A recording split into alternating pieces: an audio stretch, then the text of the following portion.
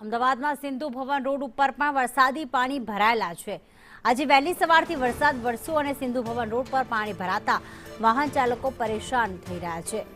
તો અમદાવાદીઓની મુશ્કેલી મુખ્ય માર્ગ ઉપર પાણી ભરાતા ટ્રાફિકને અસર પણ થઈ છે। અમદાવાદમાં વરસાદી પાણીથી જનજીવન પણ પ્રભાવિત થયું। મુખ્ય રોડ ઉપર પાણી ભરાતા વાહન ચાલકોને અહીંયા કસોટીમાંથી પસાર થવું પડે છે। અમદાવાદમાં આ વખતે સામાન્ય વરસાદમાં જ એટલું પાણી ભરાઈ જાય છે કે વાહન ચાલકો આ જ પાણીમાંથી પસાર થવા મજબૂર બની રહ્યા છે। ખાસ કરીને અમદાવાદનો પોશ વિસ્તાર બોપલ છે, ઘુમા છે, સિંધુ ભવન રોડ પર હજી પણ પાણી ભરાયેલા સામે આવી રહ્યા છે, જેના કારણે વાહન ચાલકો મહા મુસીબતે આ રસ્તા પરથી પસાર થઈ રહ્યા છે।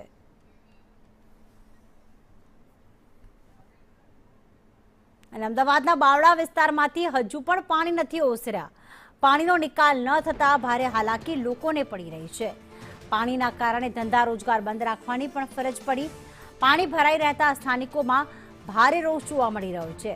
અમદાવાદ બાવળાના રસ્તા ઉપર તો પાણી ભરાયેલા છે, પરંતુ જ્યાં ધંધા રોજગાર આવેલા છે, જ્યાં લોકોના ઘરો આવેલા છે, ત્યાં હજુ પણ પાણી નથી ઓસર્યા। આજે 27 તારીખ થઈ ગઈ છે અને આ વરસાદ પડ્યો છે 23 આ ગુરુવારથી જે વરસાદ પડ્યો તેમાં 5 દિવસથી વરસાદની પરિસ્થિતિ આની આ જ છે।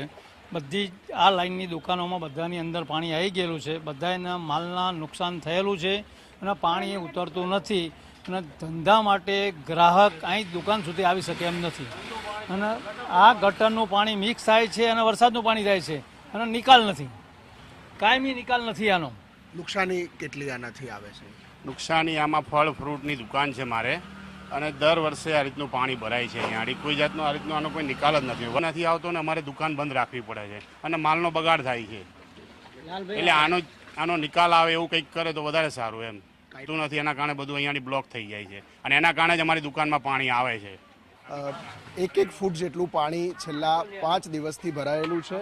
અન્ય વેપારીઓ છે એમની પાસેથી નુકસાની કેટલી વેપારીઓને, કારણ કે આખું બજાર પાણીમાં છે, અવર જવર પણ થઈ શકે એવી નથી। બહુ નુકસાન છે। 20 થી 30 હજાર રૂપિયાનું નુકસાન થઈ ગયું છે। ચોખા, મોરસ, દાળ સબ પલ્લી ગયું છે।